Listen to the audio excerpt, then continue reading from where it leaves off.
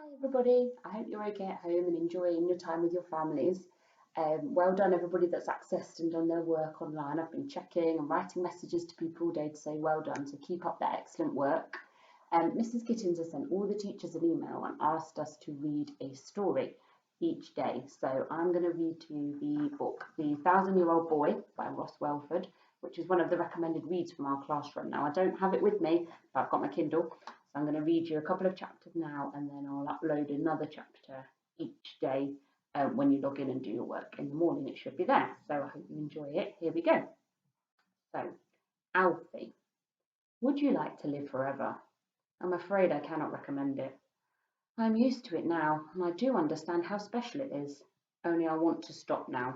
I want to grow up, like you. This is my story. My name is Alf Ingerson. I am 1,000 years old. More, actually. Are we friends? In that case, just call me Alfie. Alfie Monk. Chapter 1, South Shields, AD 1014. We sat on the low cliff, Mam and I, overlooking the river mouth, and watched the smoke from our village over on the other side pluming into the sky and mixing with the clouds. Everyone calls the river the Tyne. Back then we pronounced it Teen, but it was just our word for river.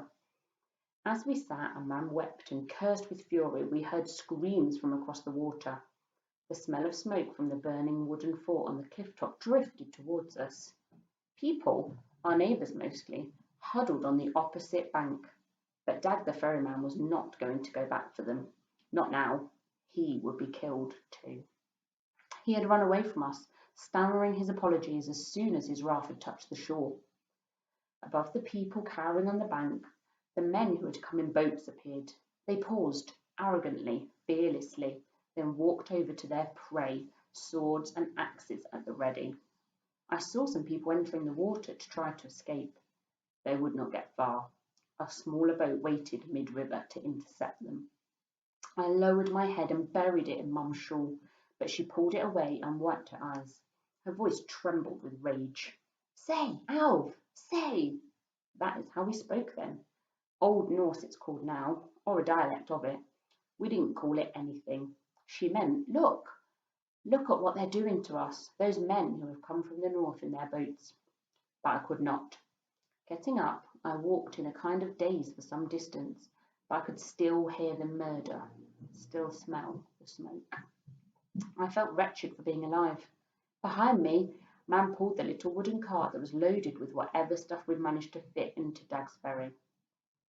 My cat Biffa walked beside us, darting into the grass on the other side of the path in pursuit of a mouse or a grasshopper. Normally this made me smile, but I felt as empty as if I'd been cut open. A mile or two on, Mam and I found a cave in a deep, sheltered bay. The sun was strong enough to use the old fire glass that belonged to Da, a curved, polished crystal that focused the sunlight into a thin beam that started a fire. I was scared the raiders would come after us, but Mum said they would not. And she was right. We had escaped. 3 days later, we saw their boats heading out to sea again, and I made the biggest mistake of my life. A mistake that I waited 1,000 years to put right. Chapter 2. If you want to ask me, why did you do it? Go ahead. I do not mind. I've asked myself that many, many times. I still do not know the whole answer. All I can say is that I was young and very, very scared. I wanted to do something, anything that would make me feel stronger, better able to help Mum, better able to protect us both. And so I became a never dead, like Mum. It began long ago, and when I say long ago, I mean ages, literally. This is what happened. My father had owned 5 of the small glass balls that were called liveperler, life pearls. They were the most valuable things we possessed. Mam said they might be the most valuable things in the world, ever. People had killed to obtain them. Da had died trying to keep them, and so we were told that we had them. Now there were 3 left, 1 for Mum and 2 for me when I was older.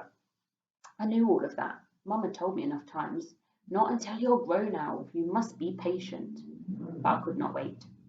On the third evening in the cave, while Mum was out looking for fresh water, I opened the little clay pot and took out the live pearls. Although they were old, the glass marbles shone in the half twilight from outside, the thick liquid within seeming to glow amber when I held one near the fire. Biffa sat on a little rocky shelf on the opposite side of the fire, her yellow eyes shining like the glass balls. Did she know? She mewed. The little cat growled that made us think she was talking to us. Biffa often seemed to know things. Crouching down, I took the knife, the little steel one that belonged to Dar, with the blade that hinged into the wooden handle, and held it to the flame. I glanced at the mouth of the cave to check I was alone, and swallowed hard. When I drew the hot blade twice across my upper arm, the blood seeped out. 2 short slashes, like the scars Mum had, like Dar had had too. I do not know if doing it twice made any difference. Probably not. It was just the way.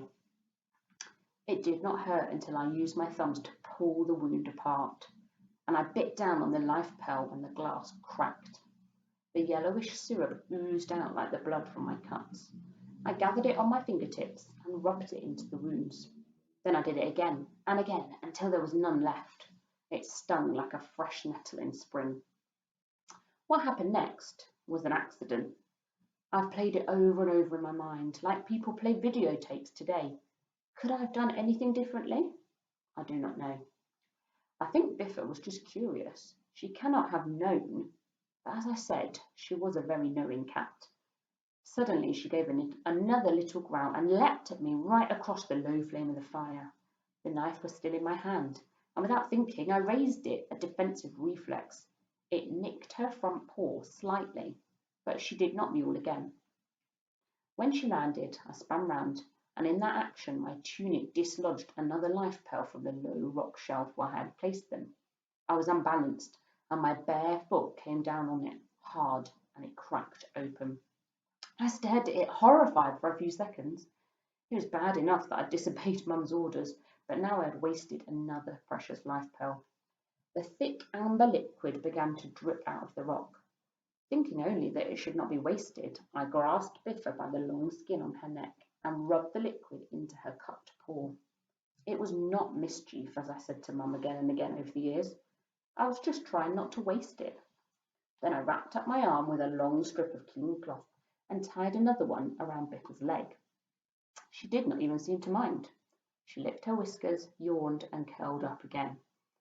I could see Mum's shape against the blue twilight sky as she came back to the cave with a bucket of water, and I was overwhelmed with shame. I sometimes think I still am. By then, I had seen 11 winters. I was to stay 11 years old for more than 1,000 years. And I will read chapter 3 tomorrow. I hope you enjoyed the story and you'll come back and read some more with us tomorrow. Keep doing what you're doing at home, working hard, helping out your families, and I hope that I get to see you all soon.